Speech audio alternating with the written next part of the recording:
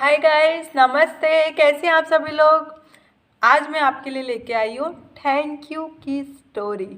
जी हाँ, thank you बोलने से कितने फ़ायदे होते हैं और ये आपके लॉ ऑफ अट्रैक्शन की जर्नी में या फिर सेल्फ लव की जर्नी में कितना इम्पॉर्टेंट है, ये आज आपको इस स्टोरी से पता चलेगा। इस स्टोरी की जो शुरुआत होती है वो होती है एक चिड़िया से।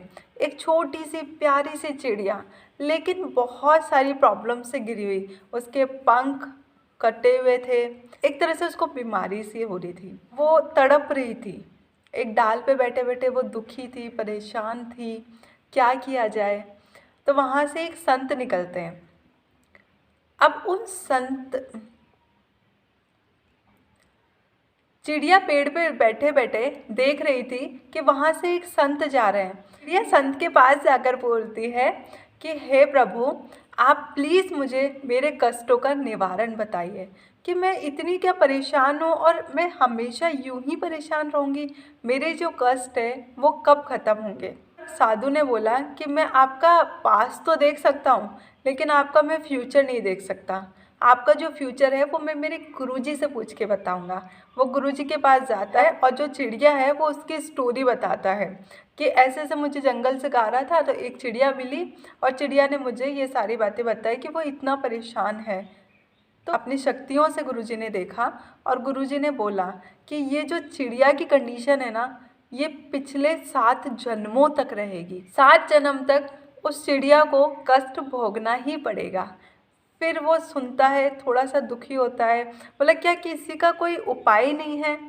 अब वो जो गुरुजी होते हैं वो उनको बोलते हैं उपाय है, सिर्फ एक मंत्र। और वो उसको मंत्र बता देते हैं कि अगर चिड़िया ये मंत्र का जप करती है तो हो सकता है उसके जो कष्ट है वो कुछ कम हो जाए।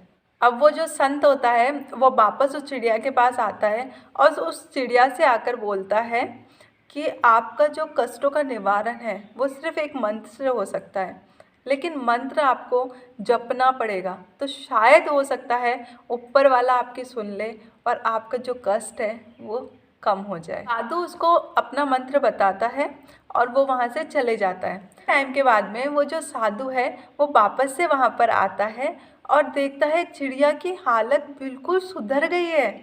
चिड़िया चहक रही है, इधर उधर घूम रही है।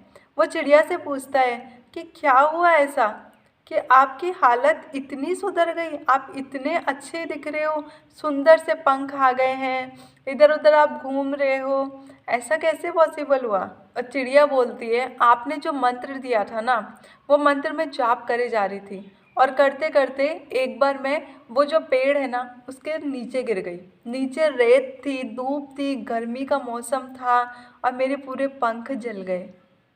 फिर मैंने सोचा, हिम्मत करी, लेकिन जैसे ही मैं गिरी ना, गिरते ही मेरे मुंह से पता है क्या निकला, भगवान तेरा शुक्रिया, इसमें भी कुछ ना कुछ अच्छा ही होगा। मेरे अंदर हिम्मत आई। पहली बार ऐसा हुआ कि मैंने हालातों को, परिस्थितियों को कोसने की बजाय उसको शुक्रिया कहना शुरू किया कि इसमें भी कुछ अच्छा होगा, ये सोचना शुरू किया। और जैसे ही मैं गिर गई, मेरे पंख जल गए। मैंने जब मेरे मुंह से यही निकला कि भगवान तेरा शुक्रिया, इसमें भी कुछ अच्छा होगा, ये मेरे मुंह से निकला, तो मेरे अंदर एक हिम्मत आई और मैंने दोबारा से खड़े होकर धीरे धीरे रेंग कर पानी की तरफ मैं गई। वहाँ मुझे थोड़ा सुकून मिला। फिर उसके बाद में धीरे धीरे मैंने हर एक चीज़ के लिए थैंकफुल होना स्टार्ट किया। भगवान तेरा शुक्रिया। जो भी परिस्थिति आती, जो भी सिचुएशन आती, जो भी प्रॉब्लम्स आती, उसमें मैंने यही बोलती, क्या पता इसमें भी कुछ ना कुछ अच्छा ही होगी। भगवान आपका शुक्रिया। सिर्फ मैंने ये चीज़ बोलना शुरू किया और जैसे जैसे मैं ये सब बोलती गई वैसे वैसे मेरी काया पलट हो गई। धीरे धीरे मेरे को पंख मिल गए, मैंने उड़ना स्टार्ट किया। आज मैं बहुत स्वस्थ हूँ, बहुत खुश हूँ। अब ये सारी बातें सुनकर जो साधु था, वो साधु गए अपने गुरुजी के पास और उनको जाके पूछा ये मैजिक कैसे हो गया। 7 जन्म के कष्ट सिर्फ 7 दिन में टल गए, ऐसा कैसे पॉसिबल हुआ। तब उन्होंने बताया कि चिड़िया अगर अपनी ही परिस्थितियों को कोसती रहती कि मेरे साथ ये हो गया वो हो गया, वो हमेशा दुखी में रहती। और जब उसने सारी चीज़ें ऊपर वाले पे, परमात्मा पे डालना शुरू कर दिया, भगवान तेरा शुक्रिया, या खुदा तेरा शुक्रिया या ऊपर वाले तेरा शुक्रिया, जैसे ही उसने उसके ऊपर डालना शुरू किया कि इसके अंदर भी कुछ ना कुछ अच्छाई होगी, उसको कुछ ना कुछ अच्छाई दिखने लगी। और जब वो उसको अच्छाई दिखने लगी तो वो अच्छाइयों को ही ग्रैब करती गई, और जैसे जैसे अच्छाइयाँ ग्रैब होती गई, अच्छाइयाँ उसके पास आती गई या उसको अच्छाइयाँ दिखना शुरू हुई, तो जहाँ उसका ध्यान था, अच्छाइयों पे उसका ध्यान पड़ा, तो बुराइयाँ अपने आप पीछे हट गई। और जैसे ही बुराइयाँ अपने आप पीछे हटी, उसके कष्ट कम हो गए, उसके दुख कम हो गए।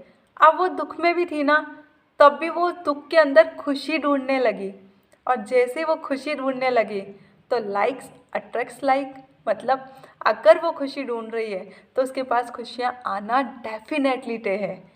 पर इम्पॉर्टेंट ये है, क्या खुशी के लिए हम लोग रेडी है? इसका एक छोटा सा एग्जाम्पल देती हूँ। ये तो एक स्टोरी थी जो कि मेरे को बहुत इंस्पायर करी, बट इसका एक छोटा सा एग्जाम्पल देती हूँ। मैं थोड़े टाइम पहले एक व्यक्ति से मिली, उनको मैंने ऐसे रैंडमली मैं बात कर रही थी, और उनको मैंने ये बात बोली, कैसा होगा अगर आप 2 करोड़ रुपए महीने के कमाने लग जाए, फिर कैसा होगा? तो उन्होंने पता है मेरे को क्या रिप्लाई दिया? उन्होंने बोला, मैं पागल हो जाऊँगा। लाइक सीरियसली, वो पागल हो जाएंगे। 2 करोड़ रुपए जैसे ही उनके पास आएंगे वो पागल हो जाएंगे। अब आप सोचो, भगवान आपके साथ बुरा चाहता है? नहीं ना, वो चाहता है कि आप पागल हो जाओ, नहीं चाहता। तो आपके पास में कैसे वो चीज़ आएगी? चाहे आप पैसा देख लो, चाहे रिलेशनशिप देख लो, अगर ज़रूरत से ज़्यादा मिल गया, उम्मीद से ज़्यादा मिल गया, तो इंसान नहीं समा पाता। इसलिए जैसी परिस्थिति है, जैसी भी सिचुएशन है, भगवान तेरा शुक्रिया, या खुदा तेरा शुक्रिया, ऊपर वाले तेरा शुक्रिया, क्योंकि जितना तूने दिया है ना, वो शायद मेरी कैपेसिटी से ज़्यादा है। या फिर जो भी वो दे रहा है, चाहे वो कष्ट ही क्यों ना दे रहा है, क्या आप हमें नहीं पता कि हमने कब किसके साथ कैसा बुरा किया है? हमें नहीं पता।